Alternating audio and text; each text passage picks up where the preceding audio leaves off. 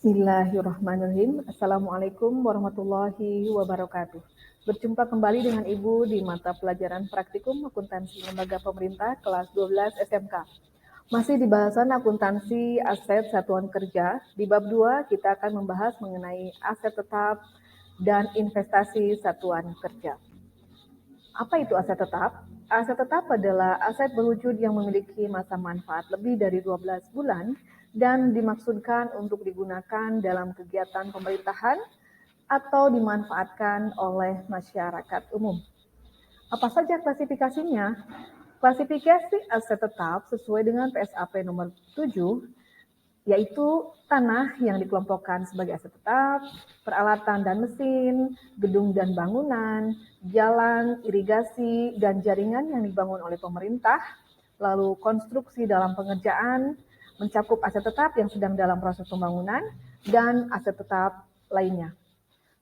Lalu bagaimana dengan kriteria aset tetap?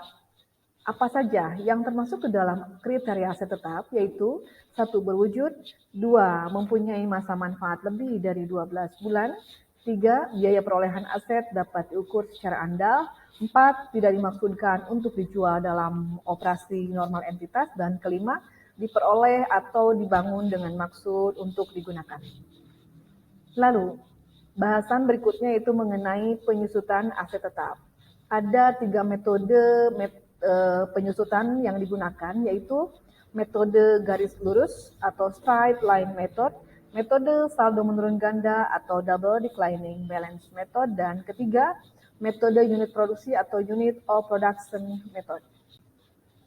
Nah, penilaian aset tetap, untuk penilaian aset tetap ini ada beberapa pihak-pihak yang terkait dalam prosedur akuntansi aset tetap di satuan kerja pemerintah daerah.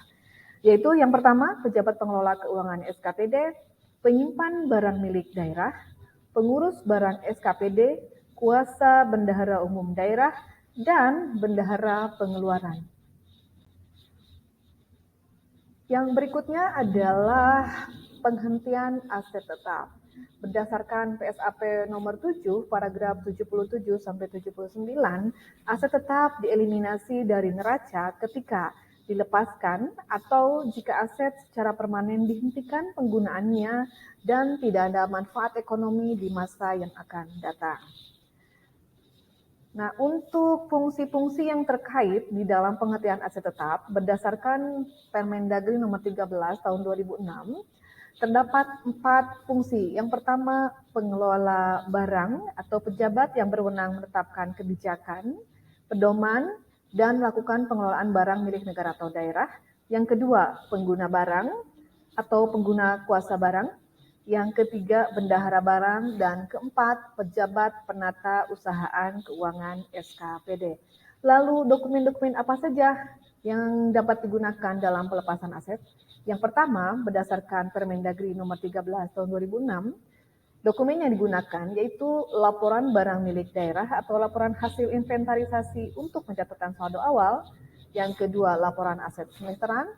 Ketiga, laporan aset tahunan. Dan keempat, dokumen lain yang sah. Mungkin itulah bahasan mengenai aset tetap di bab 2. Bertemu kembali dengan Ibu nanti di bahasan berikutnya mengenai investasi satuan kerja. Terima kasih, materi untuk aset tetap Ibu cukupkan sekian. Semoga bermanfaat dan selamat berjumpa kembali di Mapel Praktikum Akuntansi Lembaga Pemerintah. Wassalamualaikum warahmatullahi